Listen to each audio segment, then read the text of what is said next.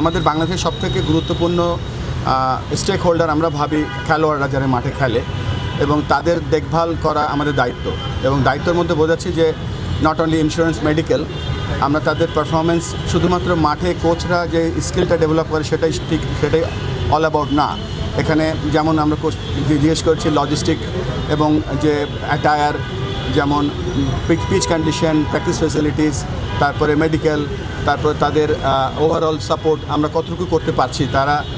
তারা তাদের মনের কথা মন খুলে লিখেছে, সাজেশন দিয়েছে সকলে, এবং সেখান থেকে আমরা জানতে পেরেছি যে আমরা আসলে কোথাও অবস্থান করছি।